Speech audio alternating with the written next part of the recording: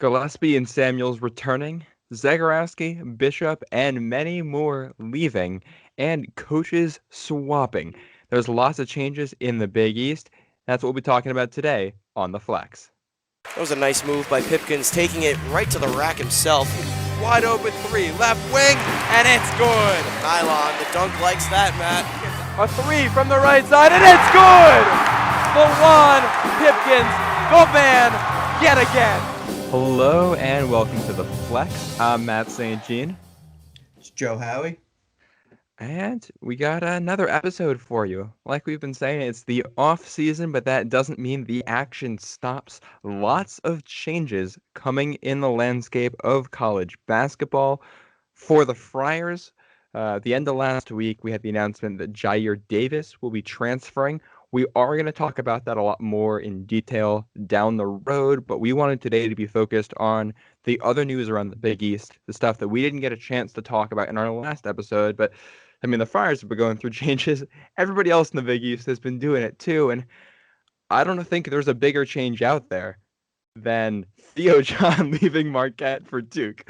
I mean, this isn't the biggest news, but I wanted to start with this because I was shocked when you texted me that Theo John was going to Duke. I did not see this coming.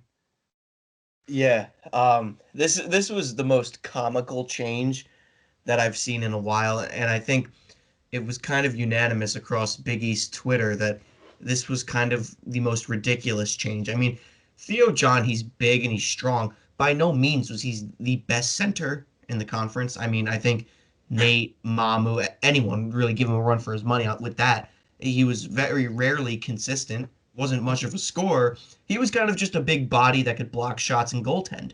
He's tough. What the hell is he doing going to Duke? What does Coach K want with him? I mean, if you peel back the layers, you could probably hypothetically realize that maybe Wojo got some sort of an assistant gig there and he was able to pull some strings and get Theo John in, or maybe he just pulled strings without the gig, but Wojo had something to do with this. But regardless, I think what I'm looking forward to most with this transaction is that when you watch Theo John at Duke, watching Coach K's reactions to how bad he is going to be 10 times better than the game itself. Like, Theo John's going to goaltend, and Coach K is probably going to have a heart attack. Oh, yeah. And the other thing, too, is because it's Duke, Theo John's going to go there, and, like, the step up from Wojo to Coach K is probably going to unlock some kind of magical ability in Theo John. And he'll have, like, a 1 or 2 games where he comes off the bench there and plays amazingly. And everybody in the Big East is going to laugh when that happens. I can't wait for that day. I'm so glad that he's out of the Big East. I'm going to be honest, I forgot he still had eligibility. What is this, year 9 for him? I thought it was year 17, but maybe I miscounted. Oh, Guy's so old. He's been there forever. Yeah. Yeah, I mean, props to him for just keeping it going, finding a way to stay out there. He's obviously having a great time with it. And you know what? If he gets himself to Duke and gets a ring out of it or something like that, you know what? My hat's off to him. Well played, Theo John. You've outplayed us. Matt, what are you gonna do if he wins a chip with Duke? Oh, I'll get a Duke Theo John jersey. I'm all in on this. He's the most inconsistent but most entertaining non-star player. Because you just never know what's going to happen. I don't know if he knows what he's going to do next. A lot of times he looks kind of confused out there, you know? Yeah. Especially defensively. If, like, there's a switch, he has no idea what he's doing. But he's going to hit something. Honestly, in another life, he could have been, like, a great hockey player. Just go around, throw his body around, and hit people, like... He would have been a great rugby player. He's got giant shoulders. Those would be perfect in the scrum. But Yeah. he would have been a good prop. For anyone that understands rugby, a prop is, like, the biggest person on the field. That's what he would have played. We're tapping into the niche Providence basketball and rugby fan market for all of those listeners out there. There might be actually Paul Michaels. I know. Listen, so he was actually one of our props. He was a good prop, Paul. Yeah. So that comment is for you, Paul. That joke has an audience of 1. too. I played rugby too. That's true. Well, that's true. Hey, I'm not gonna. I like rugby. It's a great sport. It's a lot of fun Thank to you. watch. It's it's fun to play. It gets a little old, and then limping to class afterwards kind of sucks, but it's good. Good Yeah, game. I'm glad I didn't play because I don't think my body could take that. I don't understand how you're able to do that. Um, yeah, I don't understand how I was able to do it either, and only come away with a broken nose. Twice. I broke it twice. Well, I'm sitting over here never having broken a bone, so I'm in Oh, a. I'll gladly trade the track record with you. I've broken everything. Well, I do have 2 concussions, but that's a whole other thing. No broken bones. I'm proud to keep that streak going. I drank my milk as a kid, so strong bones. Were you one of the kids the in the Got Milk posters that they would hang in the cafeteria Oh, with that's my like the first little claim to milk fame. mustache? Yeah, Seth Rogen with a milk mustache. Oh my goodness. That's well that's something that's a visual right there. That's the guys over at Roll Blob are gonna love that one. Oh yeah, they're the ones that gave me. I didn't realize that you looked like Seth Rogen until I listened to them, and when you were a guest on their pod, and I was like, wait a second, that is completely right. And then I pulled up a bunch of pictures of Seth Rogen. I mean, the hair color is different, but the hair texture and beard are exactly the same. Yeah, I'm gonna be honest, I didn't know it until then either. So So there you go. You learned something new about yourself too. yeah. We expand horizons here. Let's bring it back to the Big East here though. And we'll start at the top of the conference with Villanova. There's been a lot of changes. We're not going to talk about every single one throughout the conference, but we're going to try to hit all the big names, guys who are staying, guys who are leaving. Villanova, Colin Gillespie and Jermaine Samuels will be staying. Robinson Earl's leaving for the draft. What were your initial thoughts when you saw these headlines break? Um, well, just I think Robinson Earl declared before the other two did. I knew he was gonna leave. I mean, he played the five out of position here. He'll be a great wing or power forward, small forward in the NBA. It was realistic. It's the right move for him. He doesn't have anything left to give for college. He's Yeah. ready for the pro. He's ready to go pro and play the correct position. Um, Gillespie and Samuels. I mean, Gillespie, you got to read the writing on the wall there. He's injured. If he had any aspirations of going pro, those would have been severely delayed if he didn't come back. He needs a tune-up year. I can't imagine he's going to be at the same level. He's still going to be a threat, but keep in mind this entire offseason, or at least most of the offseason, he has to work on getting strength back in his leg first before he can even touch a basketball and get into back into Jay Wright's system. I'm sure they're going to Yeah. try and get him back in there as quickly as possible, but he's got to rehabilitate first. Yeah, I mean, look at Marcus Zegarowski last year. He had to go through that same process, and it took him a long time to become the player that he was before. Yeah, it takes a while. Like, there's the rehab process, but after that, you got to get that confidence in your own body back. A lot of times, it takes a full season of playing to really get back to where you were. So, I Yep. mean, that's going to be interesting because Gillespie's a guy who won Big East Player of the Year in that three-way tie and expectations are going to be sky high for him next year. But I don't know if that's going to be fair just because of the injury. That would be if Colin Gillespie comes into the year and is it's a similar Marcus Zegarowski situation where he's named preseason Big East Player of the Year. That's completely unfair to him. He has to come back. What it was MCL, right? I believe so, yeah.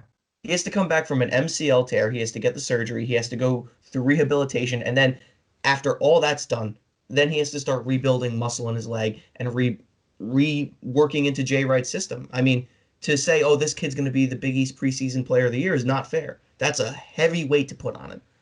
Will he Yeah. get back to himself? Yes, of course he will.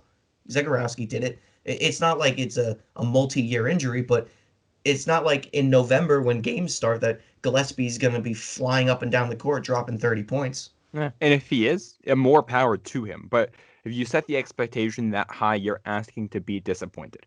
So Yeah. we'll see what ends up happening. Obviously, this is great news for Villanova that they're getting those guys back.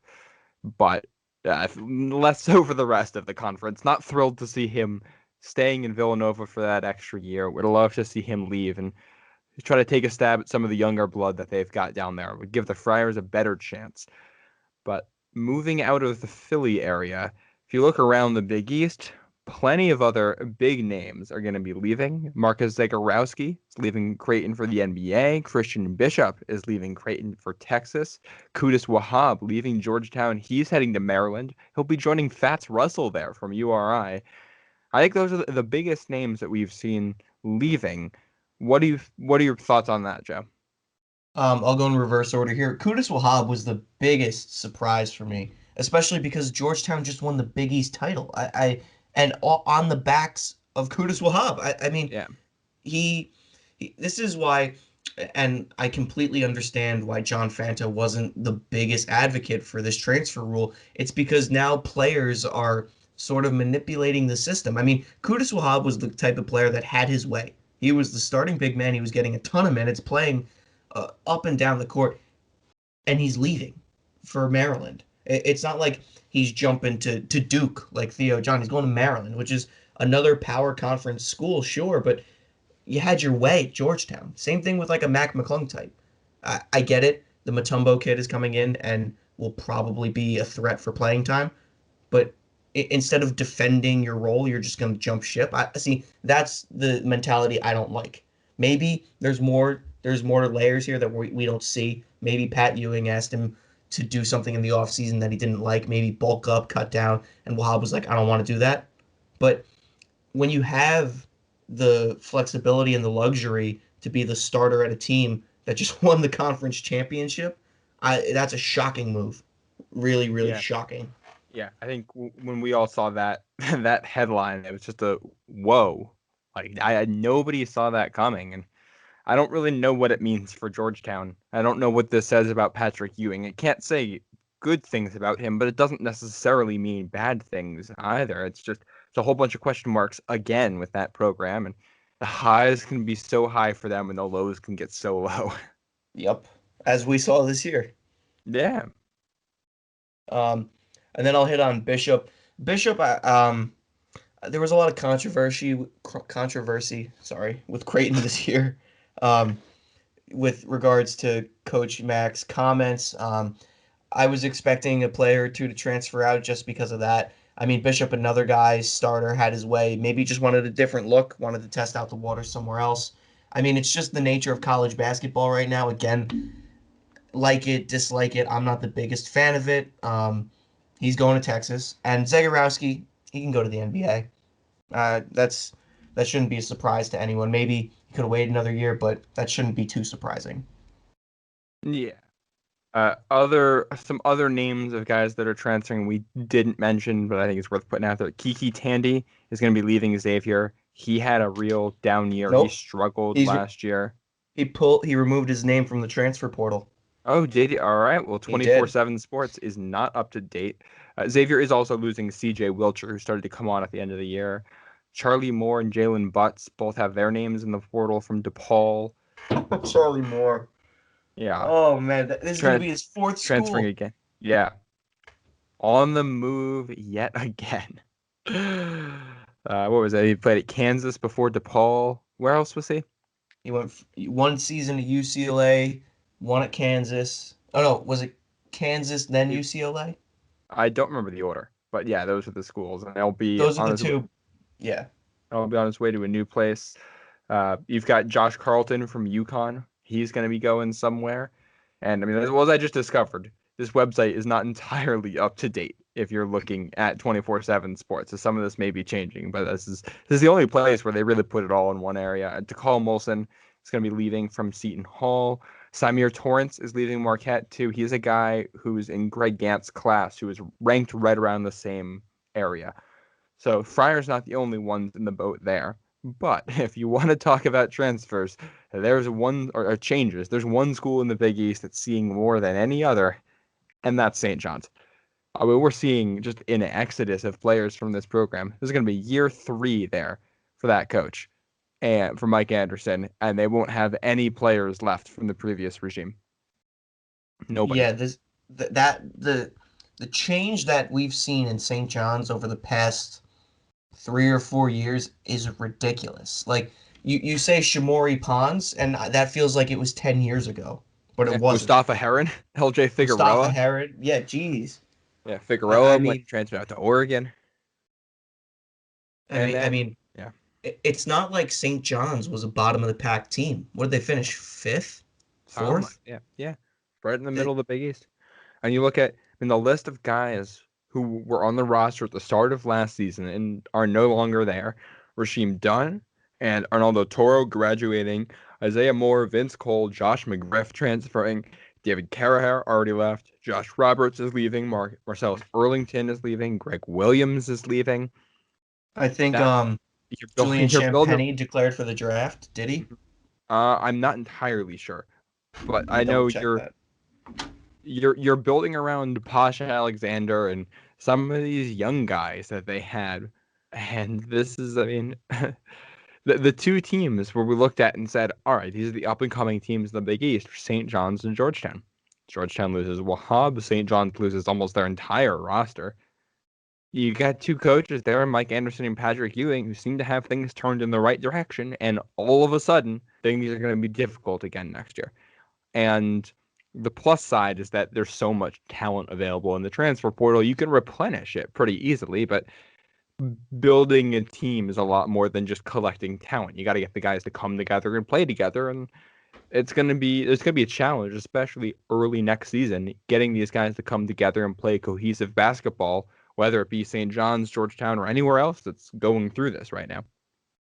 Yeah, Matt, I like what you said. They're building a team. This isn't like a couple of guys leaving with the expectation that a couple of guys are coming in. This is 1, 2, 3, 4, 5, 6, 7, 8, 9 guys are Yeah. departing from your roster. And That's Champagne's going to test the waters with the draft. So we don't know. yeah, I He just he pulled that entered. up We don't too. know if he's we don't know if he's going to stay in the draft or not. Right. So potentially 10 players could be off of your roster next season that were on your roster. That's a ridiculous number. I mean, it's this goes beyond just a couple guys transferring out. This is a complete team rebuild. Like Yeah. starting five, first four off the bench. Like this is a complete like Yeah. flesh out purge. This is Posh Alexander and Dylan Idowuso. I don't even know who else is going to be on that team next year. I mean, Mike Anderson's got his work cut out for him. And I don't think we know who's going to St. John's yet, who's replacing these guys, but it's going to take a lot of rebuilding there, and that's got to be frustrating for those fans. And I mean, as a Big East fan, you'd like to see your teams that are in New York City and Washington D.C. play well and tap those markets. Same goes for Chicago, which we're going to hit a little bit later. And these are programs that have really struggled to harness that. Yeah, it's just a shame because at the end of this season, it really looked like St. John's and Georgetown were going to rise and be Big East powers again, which just gives you old Big East vibes left and right. And now it's kind of like, okay, that was a little tease, and we're going to go back to the same old routine, you know? Yeah. And if you look at the reporting that John Fanta put out there, if you believe that, which I do, it doesn't sound like this is any kind of a culture issue there. It's not like Mike Anderson's chasing guys away. Sounds like a lot of these guys just have personal reasons for making whatever decision they made, and you just you get unlucky. You get a whole bunch of guys who the right decision for them is to leave for whatever reason, and you end up here. So I believe that Mike Anderson, from everything we've heard, is a great locker room guy and was great down at Arkansas. Arkansas because they thought they could get Kelvin Sampson away from Houston, which they were unable to do. So then they had to go to their backup plan. And Mike Anderson came to the Big East. So that's going to be probably one of the biggest storylines to watch next season. What happens with the Red Storm? It's an open-ended question right now, and it's going to be an open-ended question for quite some time. Yeah, I think Mike Anderson is a quality coach, and obviously he was Big East Coach of the Year. I think he'll be fine in the long run. I think things will be rocky to start. I mean, one off season to develop an entire new roster is obviously not enough to hold an upper tier Big East position. But I mean, they'll compete. He's a good coach. If they can fit his system, they'll compete. Speaking of coaches, we had two big coaching changes in the Big East. One of them, everybody saw coming. The other one was a little bit more of a surprise. First one, Dave Leto out at DePaul. He'll be replaced by Tony Stubblefield, the longtime Oregon assistant coach. And the more surprising one, Wojo. He is out at Marquette. Bought See him ya. out and replacing him with Shaka Smart from Texas. After they lost to ACU in that first round upset, Abilene Christian blowing up my bracket. It was shocking to see Shaka Smart out at Texas after what he did at VCU. You think he's going to be able to bring some of that VCU magic up to Marquette with him? Maybe. I don't know. I mean, basically, Marquette, it's like the biggest question mark right now. You could say anything you want because Wojo was probably one of the worst things to happen to that basketball program. Coop, tie that with Marcus Howard, who was one of the best things to happen, and you get the most average and yet underwhelming performance of a team over a coach's tenure. That's what happened Yeah. with Wojo. So basically, I think Marquette will be pleasantly surprising. I still don't like them. I just don't like Marquette fans. I think Marquette fans have no knowledge of Big East basketball. They kind of just spew whatever comes into their mind, and they're always drunk. So that's my experience with Marquette fans. I mean, when you're voluntarily going to school that far north up in Wisconsin, you gotta have something a little bit off. It has to be. Shaka Smart going up there. Man, it's a really interesting spot for him to be because Texas is a place with really, really high expectations and a conference with some of the best teams in the country, especially the last couple of years. The Big 12 has really found its groove. Now you're going to a place with the Big East, which is a little bit more open at the top, but a program that's not historically as strong as one like Texas. So Shaka Smart may have slightly lower expectations and lower competition here, and he may thrive in an environment like that. But at the same time, it's also possible what he did at VCU was just a little bit lucky. And you go to a place with less resources than what Texas had, and you're not able to put it together. Yeah, I think that's a perfect way to put it. I mean, who knows? He could have a breakout year here at Marquette and recreate some of that VCU magic. If not, another rebuilding year.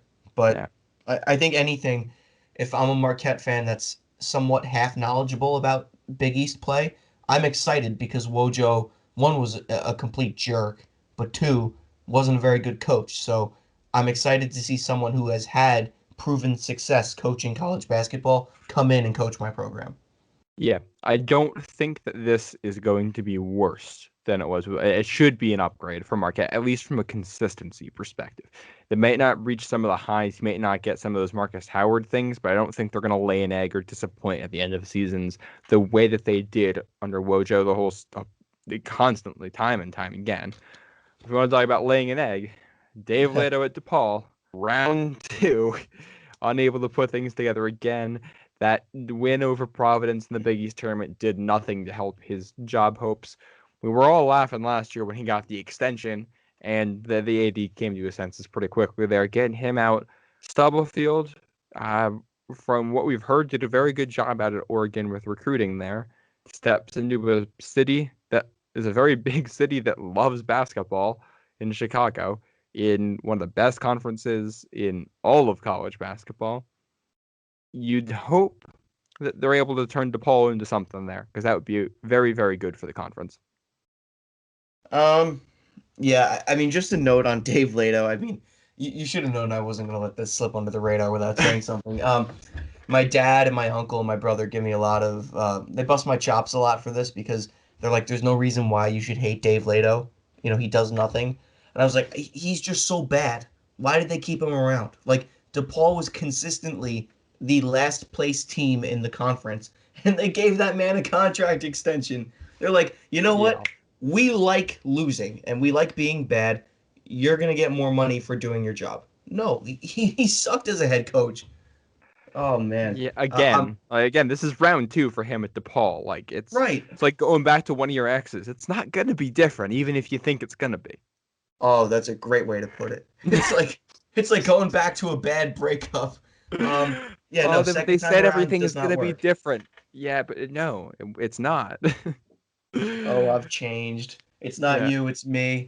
Yeah, but So, you know what? Maybe we'll see the true love that is Dave Leto and DePaul come back together again, and it'll be true romance. Maybe third time's the charm there, but the second time was not. maybe they'll finish second to last in his third stint. But anyway, Tony Stubblefield, I don't really know a ton about him. I've been looking him up a little bit. Um, Great recruiter. He's been with Oregon for a while, so maybe he'll bring some success. But I think I can say this confidently. This will be a rebuilding year for DePaul.